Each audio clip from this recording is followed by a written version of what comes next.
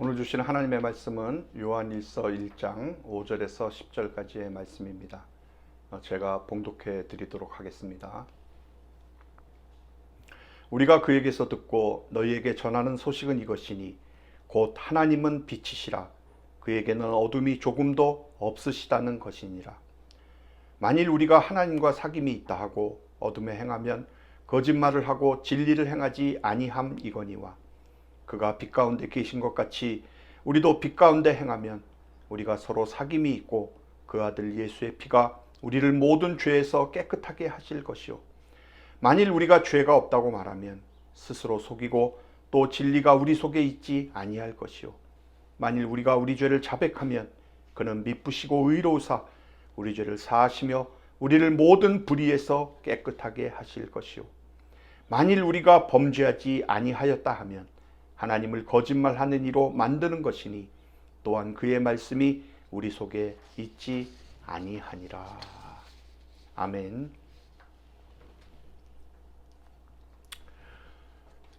현대인들이 제일 싫어하는 말 중에 하나가 있다면 그것은 죄라는 말일 것입니다. 그래서 교회에서도 점점 더 죄라는 말이나 회개라는 말을 잘 사용하지를 않습니다. 그렇기 때문에 많은 사람들이 죄를 갖고 있으면서도 죄에 대해서 너무 무덤덤하고 무감각하게 살아가는 것이 바로 오늘의 현실입니다. 여러분, 그리스도인들은 신학적인 용어로 이미와 아직의 중간기에서 살고 있습니다. 무슨 말인가 하면 우리는 이미 구원을 받았지만 아직 완전히 구원받지 않은 상태에서 불완전한 구원의 삶을 살고 있다는 말입니다. 그 이미와 아직의 중간지대에서 우리는 죄에서 구원은 받았지만 여전히 죄의 지배를 피할 수 없는 연약함들이 우리 모두에게 있습니다. 아브라함도 모세도 다윗도 또 베드로와 바울조차도 이런 죄의 문제 앞에서 완전한 사람은 없었습니다.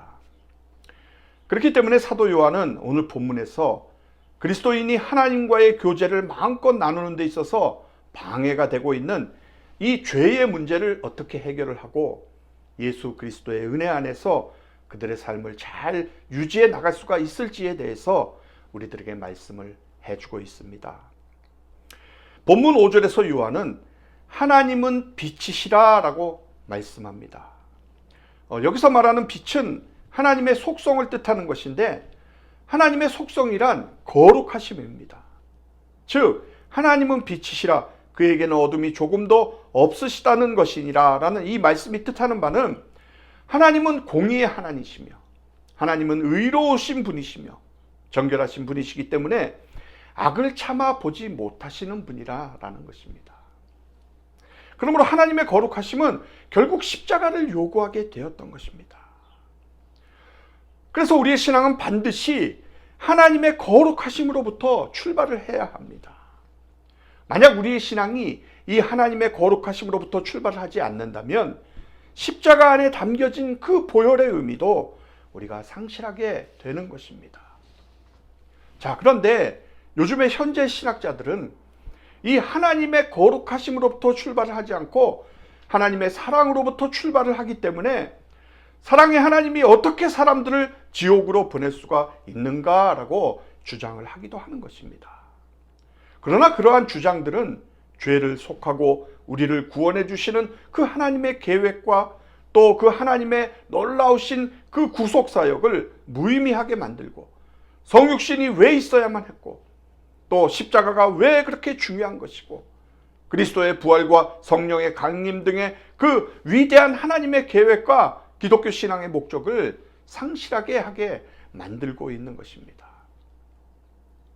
본문 6절에 보면 만일 우리가 하나님과 사귐이 있다 하고 어둠에 행하면 거짓말을 하고 진리를 행하지 아니함이거니와 라고 말씀을 합니다. 여러분, 이 말은 우리가 어둠에 행하면 빛을 따라 살지 않게 된다라고 이렇게 말을 할 수도 있습니다. 그래서 요한은 빛 대신 진리라는 단어를 사용을 합니다. 따라서 진리는 사실상 빛과 동일한 것으로 보여지는 것입니다. 왜냐하면 요한일서 5장 20절에서 요한은 우리가 참된 자, 곧 그의 아들 예수 그리스도 안에 있는 것이니 그는 참 하나님이요 영생이시라 라고 말씀을 했거든요. 다시 말해서 하나님이 빛이시라는 것은 곧 하나님이 모든 참된 것의 근원이자 척도라는 뜻입니다. 즉 하나님의 빛 안에서 깨닫기 전에는 그 무엇도 우리가 참으로 깨달을 수가 없다라는 것입니다. 그러므로 우리가 예수님을 믿되 주님과의 친밀하게 교제를 나누려면 반드시 빛 가운데 살아야 된다는 것입니다. 그래서 요한은 본문 7절에서 그가 빛 가운데 계신 것 같이 우리도 빛 가운데 행하면 우리가 서로 사귐이 있고 그 아들 예수의 피가 우리를 모든 죄에서 깨끗하게 하실 것이요 라고 말씀을 합니다. 그럼 빛 가운데 사는 것은 어떻게 사는 것이 빛 가운데 사는 것인가? 여러분, 빛 가운데 사는 것을 어떤 사람이 생각하기에는 죄 안 짓고 사는 삶일 것이다 라고 이렇게 생각을 할 수도 있을 것입니다. 그런데 빛 가운데 산다, 어둠 가운데 산다라는 말은 죄를 짓고 안 짓고와의 관련된 말이 아닙니다. 만약에 빛 가운데 사는 것이 죄를 안 짓고 사는 것이라면 예수님의 피가 깨끗하게 해주실 죄가 어디 있겠습니까? 죄를 짓지 않았는데 죄에서 깨끗함을 받을 이유가 없잖아요. 그러므로 빛 가운데 있다고 해서 죄를 전혀 짓지 않는 것이 아니라는 것이죠. 우리는 모두 허물이 많은 사람입니다. 우리 중에 어느 누구도 온전하지 못합니다. 우리는 여기서 놀라운 구원의 메시지를 발견을 하게 되는데 빛 가운데 사는 사람은 온전한 사람이 아니라 자기의 허물과 죄를 예수 그리스도의 보혈로 씻음받은 사람입니다. 그렇기 때문에 빛 가운데 산다는 것은 죄를 짓지 않는 삶을 말하는 것이 아니라 내가 가지고 있는 허물과 죄악을 드러낼 수가 있느냐 하는 겁니다. 빛 가운데로 나왔기 때문에 내가 무슨 문제가 있으면 문제가 있는 대로, 잘못이 있으면 잘못이 있는 대로 다 드러나게 되는 거예요. 그러나 그게 싫은 사람은 숨게 되는 거지요. 어둠 속에 숨게 되는 겁니다. 그러니까 우리가 어둠 속에 사는 사람과 빛 가운데 사는 사람의 차이를 말할 수 있다라면은 죄를 지었느냐 안 지었느냐의 문제가 아니고 자신의 삶을, 자신의 허물을 드러낼 수 있느냐 아니냐의 차이인 것입니다. 그러므로 우리가 예수님과 사귐을 갖고 친밀한 교제를 나누려면 반드시 기억해야 할 것이 내 모습, 내 삶을 그대로 드러내는 겁니다. 여러분이 정말 하나님과 친밀히 교제를 하기 원한다면 이제는 내 모든 삶을 다 공개하고 살 각오를 해야 한다는 거죠. 본문 8절에 보면 만일 우리가 죄가 없다고 말하면 스스로 속이고 또 진리가 우리 속에 있지 아니할 것이요 라고 합니다. 나는 죄가 없다고 하는 것이 어둠 속에 사는 것이라는 겁니다. 그리고 9절에 보면 만일 우리가 우리 죄를 자백하면 그는 미쁘시고 의로우사 우리 죄를 사하시며 우리를 모든 불의에서 깨끗하게 하실 것이요 라고 합니다. 여러분, 이것이 바로 빛 가운데서 사는 것입니다. 성경은 우리가 죄인이라고 말합니다. 그럼에도 불구하고 자신에게 죄가 없다고 한다면 그 사람은 스스로 속이는 자입니다. 정말 자신의 양심에 비춰서 우리의 양심이 자신을 죄인이라고 칭하지 않는다면 우리는 진리이신 예수 그리스도를 온전히 받아들일 수가 없게 되는 겁니다. 그러면 구원의 감격도 없게 되는 것이지요. 여러분, 자신이 죄인이라고 고백하기가 두려우신가요? 두려워하지 말으셔야 합니다. 우리가 죄에 대한 태도와 관점을 바꾸고 우리가 죄인임을 고백할 줄을 알아야 합니다. 바로 거기서부터 구원과 영생이 시작이 되기 때문에. 그러나 고백하지 않은 사람에게는 죄 씻음도 없는 것입니다. 여러분, 사람들이 교만한 이유가 무엇입니까? 죄를 인정하지 않기 때문에 그렇습니다. 왜 열등감에 빠집니까? 왜 우월감에 사로잡힙니까? 죄를 인정하지 않기 때문에. 죄를 인정하기엔 너무 자존심이 상하니까 자기가 무너지는 것처럼 느껴지니까 가장 깊은 곳에서부터 반항을 합니다. 그래서 겉으로는 아무리 겸손한 척을 해도 그 안에는 교만함이 그대로 살아있는 것입니다. 그렇기 때문에 교만하게 교만한 사람이 있고 겸손하게 교만한 사람이 있을 뿐입니다. 그러나 하나님은 속지 않으십니다. 하지만 내 죄를 자백하면, 그러면 하나님은 신실하고 의로운 분이셔서 우리 죄를 용서하시고 모든 불의에서 우리를 깨끗하게 해 주시는 것입니다. 예수님은 이것을 누가복음 18장 10절로 14절에서 바리새인과 세리의 기도를 통하여서 보여주셨습니다. 바리새인은 하나님이여 나는 다른 사람들 곧 토색, 불의, 간음을 하는 자들과 같지 아니하고 이 세리와도 같지 아니함을 감사하나이다. 나는 일에 2번씩 금식하고 또 소득의 11조를 드리나이다 라고 기도를 하였습니다. 그러나 세리는 감히 눈을 들어 하늘을 우러러 보지도 못하고 다만 가슴을 치며 하나님이여 불쌍히 여기옵소서 나는 죄인이로소이다 라고 기도를 했습니다. 여러분, 바리새인과 세리 중에서 누가 더 의인입니까? 세상 기준으로 보면 분명히 바리새인이 더 의인이죠. 죄는 누가 더 많이 졌습니까? 분명히 세리가 더 죄를 많이 지었습니다. 세리는 그때 당시 완전히 도둑놈이었습니다. 거지도 세리가 주는 동량은 받지 않았을 정도로 모두가 완전히 죄인 취급을 했던 사람이 바로 세리였습니다. 근데 하나님은 왜? 예수님은 세리가 바리새인보다 의롭다 하심을 받고 집에 내려갔느니라 라고 이렇게 말씀을 하셨거든요. 어떻게 이런 일이 있을 수가 있었습니까? 여러분 잘 들으셔야 합니다. 바리새인의 기도 속에는 자기가 뭘 잘못했다고 하는 고백이 하나도 안 나옵니다. 그 말은 바리새인은 자기를 완전히 숨기고 있다는 거죠. 스스로 속고 있는지도 모릅니다. 자기는 그저 하나님의 뜻대로 했던 것만 쭉 나열을 하고 있습니다. 근데 세리는 잘했다고 하는 이야기는 하나도 안 합니다. 그냥 자기는 죄인이고 감히 하나님을 쳐다볼 수 없는 사람이라고 고백을 했습니다. 그러므로 누가 빛 가운데 살고 누가 어둠 가운데서 사는 것이죠.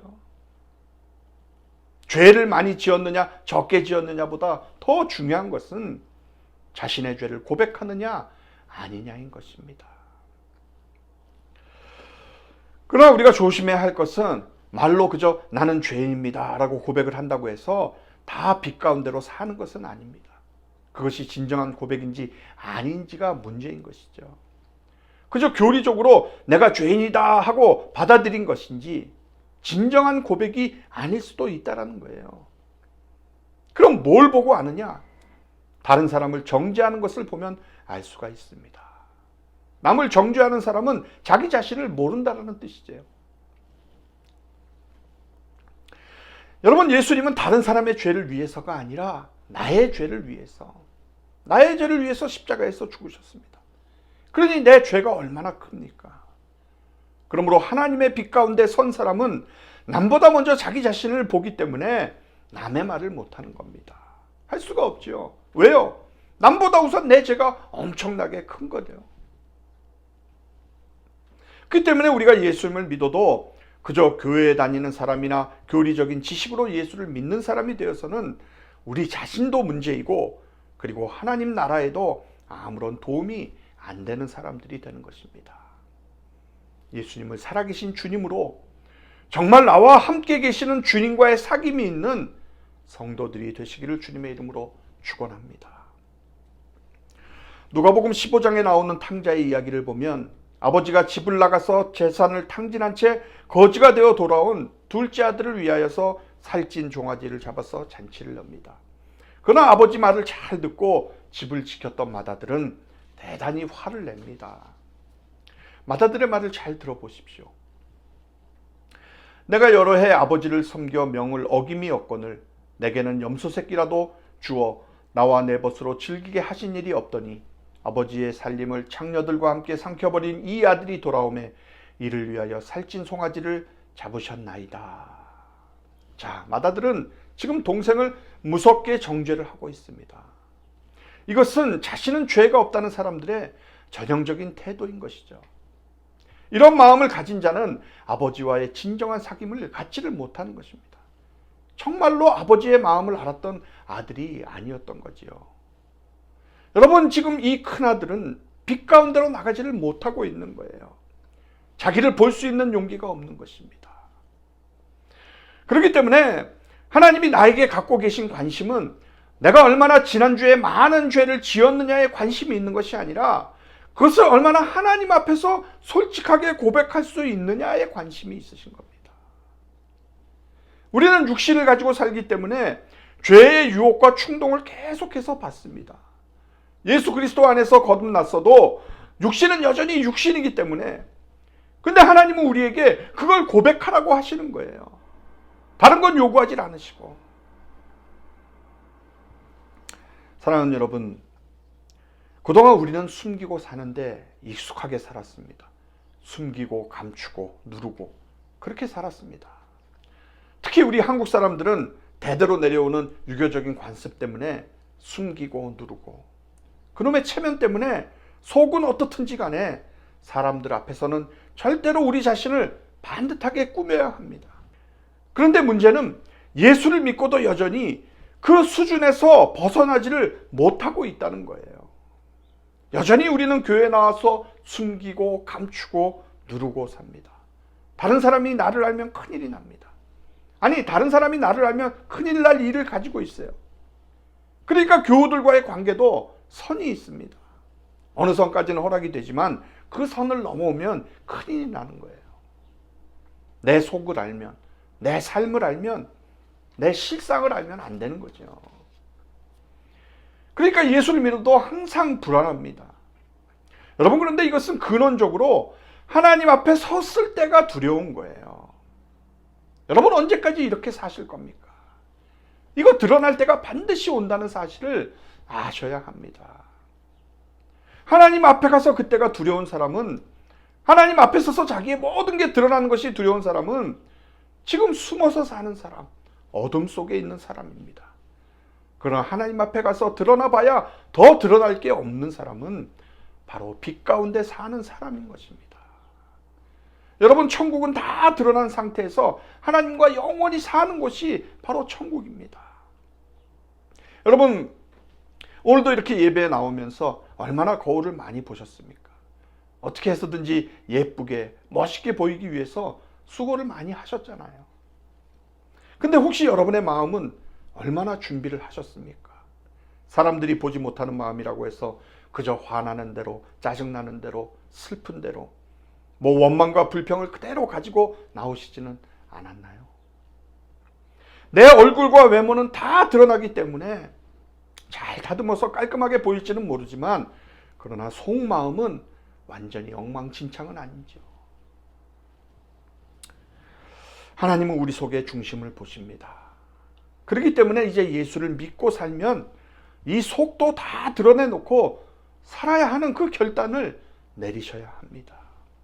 겉다르고 속다른 삶을 이제 그만 내려놓아야 하는 것입니다. 오늘 본문 10절은 더 강한 경고로 8절을 반복을 하고 있습니다. 만일 우리가 범죄하지 아니하였다 하면 하나님을 거짓말하는 이로 만드는 것이니 또한 그의 말씀이 우리 속에 있지 아니하리라. 죄가 없다는 주장은 여러분, 자기 기만일 뿐만이 아니라 그것은 하나님을 거짓말쟁이로 만드는 것이에요. 여러분이 정말 하나님과 친밀한 삶을 살기를 원하신다면, 그렇다면 여러분 자신이 이미 만천하에 공개된 사람임을 아셔야 합니다. 하나님을 마음에 모시고 사는데 감추고 숨기고 할 것이 무엇이 있겠습니까? 사람이 보느냐 아니냐가 문제가 아니라는 것이죠. 이제는 솔직히 자신을 드러내고 살아야 합니다. 여러분, 그것이 두렵습니까? 아니에요. 그것이 바로 큰 기쁨인 것입니다. 사랑하는 성도 여러분, C.S. 루이스는 순수한 기독교라는 책에서 이렇게 말을 했습니다. 사람은 선해지면 선해질수록 자기 안에 남아있는 악을 더 분명히 깨달을 수 있습니다. 반면에 악해지면 악해질수록 자신의 악을 깨닫지 못합니다.